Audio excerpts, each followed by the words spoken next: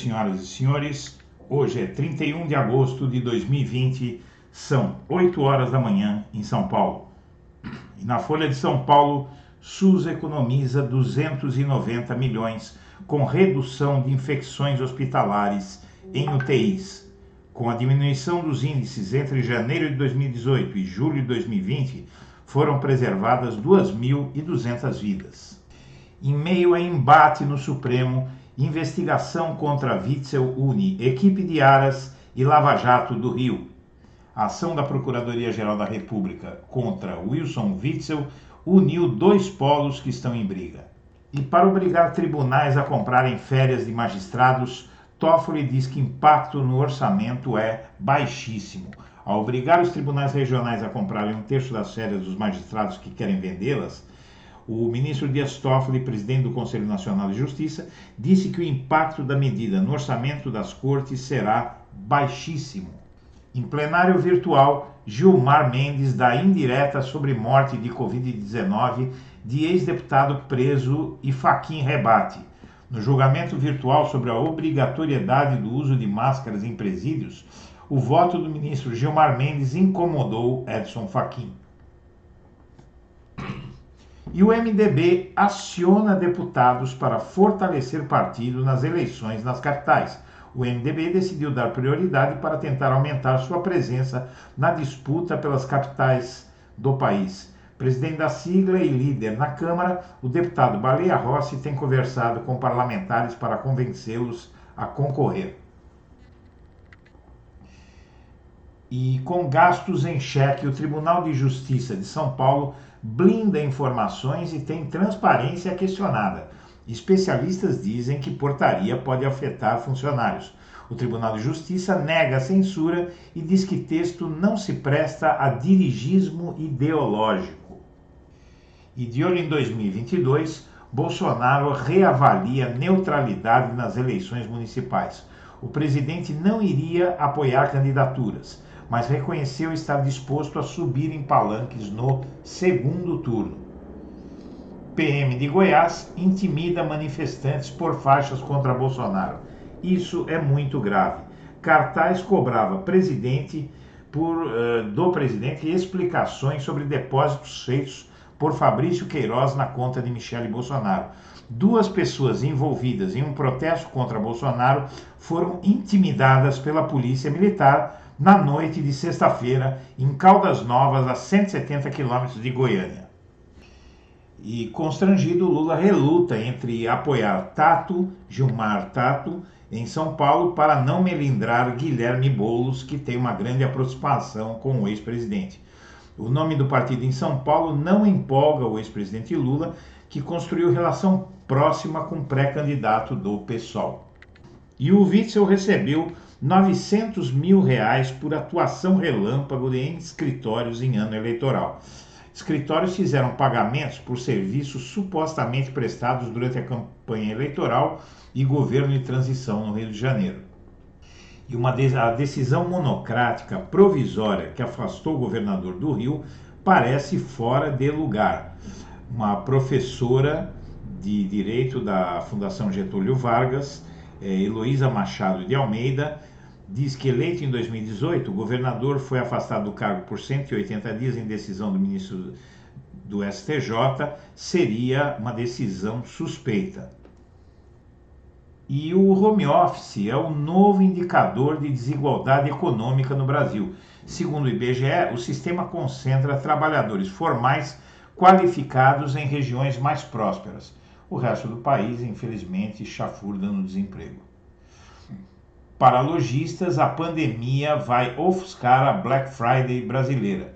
O presidente da Abrus diz que a Semana do Brasil não está tendo a divulgação necessária.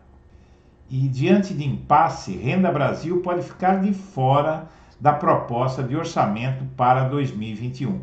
No fim de semana, Bolsonaro pediu à equipe econômica que avaliasse mais uma vez se seria possível incluir o programa no PLOA. Professores de escolas privadas ficam sem emprego durante a pandemia. Profissionais da educação infantil particular são os mais afetados pelas demissões. E a Defensoria pede que o Superior Tribunal de Justiça desarquive investigação sobre torturas em presídio paulista. Relatos dão conta de agressões físicas como socos e chutes, uso de spray de pimenta e de arma calibre 12 munida com bala de borracha contra os detentos. E o SUS economiza 290 milhões com redução de infecções hospitalares em UTIs. Com a diminuição dos índices entre janeiro de 2018 e julho de 2020, foram preservadas 2.200 vidas. No Estadão, o teto salarial de militares opõe defesa à economia. Integrantes das Forças Armadas com cargo no governo obtêm aval da Advocacia Geral da União para acumular remunerações acima do limite de 39,3 mil. Desde 2018, a regra poupou 518 milhões. No primeiro dia de convenções partidárias, em São Paulo, siglas lançam Joyce Hasselmann e Andréa Matarazzo a candidatos a prefeito em São Paulo. Com movimentos internos bolsonaristas, o PSL de São Paulo lançou Joyce Hasselmann, hoje desafeto de Bolsonaro, no primeiro dia do prazo de definições de candidaturas. E o PSD também oficializa o nome. No Globo, participação de eleitores de 16 e 17 anos é a menor desde 1990. A pandemia amplia a baixa adesão de jovens à eleição e total de aptos a votar nessa faixa etária cai 55% na comparação com o pleito de 2016. Pesquisadores veem distanciamento da política partidária. Ainda no Globo, o Procurador-Geral da República fecha 10 delações premiadas que miram parlamentares e estados. Nenhum é desdobramento das investigações da Força Tarefa da Lava Jato em Curitiba. E o COAF flagrou movimentação suspeita de 33,9 milhões de reais da ex-mulher de Frederico Assef, advogado de Bolsonaro. Um relatório do Conselho de Controle da Atividade Financeira, o COAF, apontou uma movimentação na conta de Maria Cristina Bonner Léo incompatível com a renda mensal dela.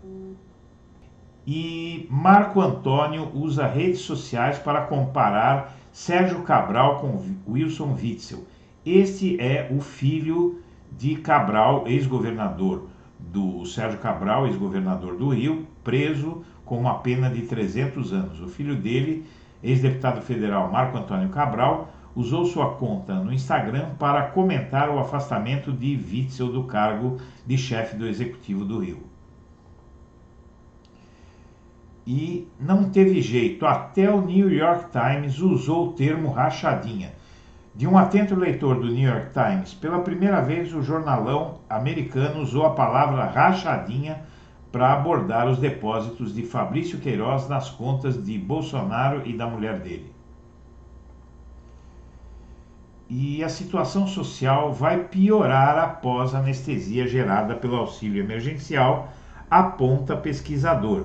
Os primeiros índices sociais após o ápice da pandemia mostram que a renda per capita do trabalho brasileiro teve uma queda de 6,7% e sua desigualdade subiu 4,6%. Projeto na Alerj que beneficia militares pode reintegrar 400 policiais ligados à milícia. Foi marcado para quarta pela Alerj a votação do projeto de reintegração de militares absolvidos em processos penais. Na Veja, a Polícia Federal prende suposto operador financeiro do pastor Everaldo no Rio Grande do Sul. O empresário se entregou em aeroporto em Porto Alegre e Everaldo segue preso acusado de desviar recursos da saúde no governo do Rio de Janeiro. No Correio Brasiliense, o Brasil virou um pária ambiental, declara Marina Silva. Para ela, desmonte das políticas públicas na área de proteção da Amazônia e do Pantanal deve ser denunciado e lastima que um dos resultados disso seja a perda de protagonismo do Brasil no cenário verde mundial. Vácuo que possibilita fraudes o TSE decide que partidos devem dividir verba do fundo eleitoral de forma proporcional entre candidatos negros e brancos, mas o julgamento terminou sem que fossem definidas regras claras.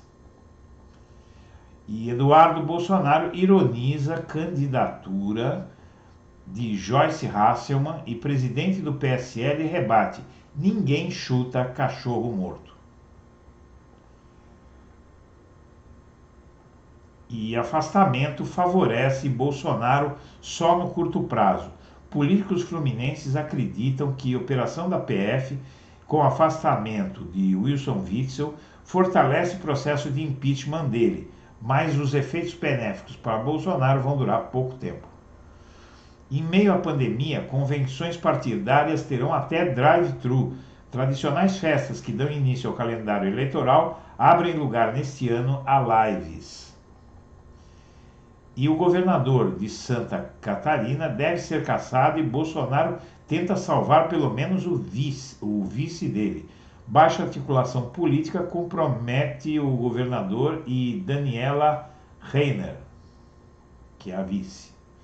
Mesmo se autorizado, Maia terá resistência à reeleição na Câmara dos Deputados. O presidente da Câmara tem aliados fiéis na oposição e espera que o PDT seja um dos primeiros a embarcar na aliança por novo mandato, diz o jornal Valor Econômico. E na CNN, líderes dizem que o Banco XP vai estar completo até o fim do ano, segundo Benchimol. Conhecida pela concorrência como os bancões, a XP está fazendo os últimos ajustes no seu próprio banco. Ainda na CNN, o governo tem até esta segunda para enviar orçamento de 2021 ao Congresso.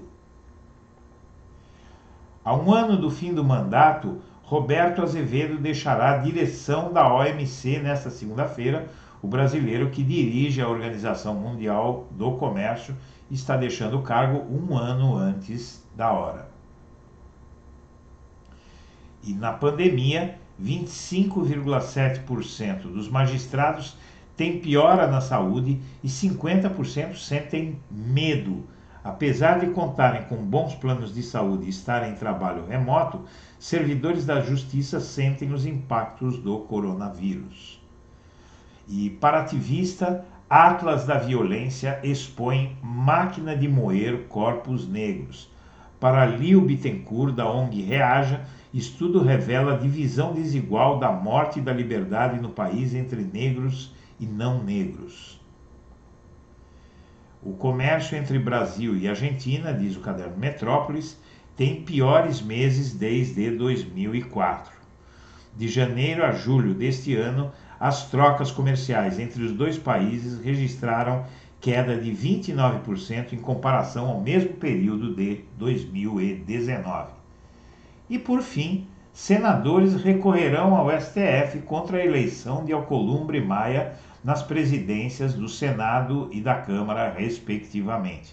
Mandatos dos presidentes da Câmara e do Senado duram 2 anos. Maia e Alcolumbre foram eleitos em fevereiro de 2019 e tentam disputar de novo em 2021. Pessoal, nós agradecemos a atenção e meio-dia estaremos de volta com a live do Blog da Cidadania.